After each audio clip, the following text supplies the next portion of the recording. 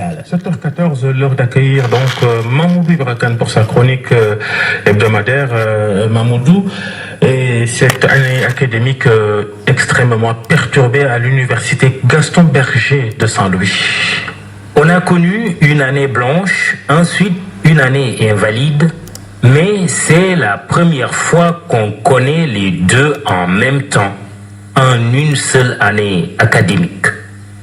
L'année blanche décrétée dans certaines JFR et invalidée dans d'autres à l'université Gaston Berger de Saint-Louis est une vraie tragédie. Tragique comme la mort par balle de l'étudiant Fallou Sène le 15 mai dernier. On attend toujours la suite. Une nouvelle année blanche et invalide, de quoi décréter un état de catastrophe nationale dans un pays normal. Le scénario est d'autant plus catastrophique qu'il s'agit de l'UGB. UGB, ce n'est plus Université Gaston Berger. Appelons-la désormais Université gâchée par la bourse. Cette bourse d'études mal gérée depuis 50 ans maintenant, en cette année commémorative de mai 68, qui gangrène et pue à petit feu tout un système universitaire sénégalais. Quel gâchis en effet. Les enfants de Sanar, nommons-les ainsi pour désigner les tout premiers enseignants et étudiants de l'établissement, doivent être mal, très mal dans leur peau et leur esprit en voyant ce que leur bijou est devenu. Avec ce qui vient de se passer à l'UGB, c'est le Sénégal dans son ensemble qui est ou qui doit être en deuil. En deuil qu'il est par la perte d'un naguère label d'excellence que l'État et les acteurs de l'éducation ont voulu construire dans un océan universitaire sénégalais où baigne dans une large mesure la médiocrité. Question simple. Où va l'université publique sénégalaise? Oui, sans réponse pour le moment, et tout cela, Mamoudou Ibrakan, peut être lourd de conséquences.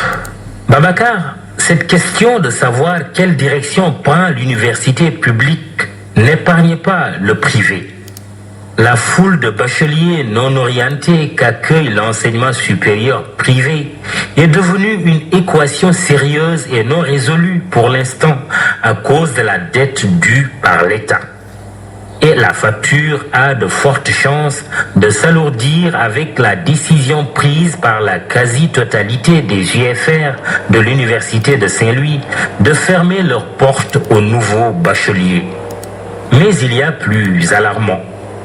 Toutes ces centaines, voire milliers de titulaires récents du baccalauréat semblent être de potentiels candidats au Barça ou Barsakh qui a repris de plus belle. Les clandestins ou clandos de chambre risquent de devenir des clandestins de l'émigration. Quelle perspective voulez-vous que ces jeunes aient si l'accès aux amphis leur est refusé? Difficile de survivre à moins d'être un amphibie, ce que les candidats à l'émigration ne sont pas. S'y ajoute le mauvais temps que passent nos compatriotes dans les pays d'accueil depuis un bon moment. Dans Sénégal, il y a Galles.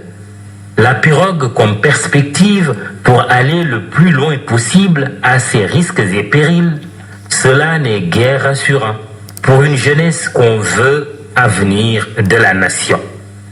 L'émergence tant chantée est en train d'être chahutée par la vague de l'immergence. Les deux ministres chargés du secteur éducatif, Mary Teuw Niane pour l'enseignement supérieur et Serigne Mbaye Thiam pour l'éducation nationale, ont du pain sur la planche.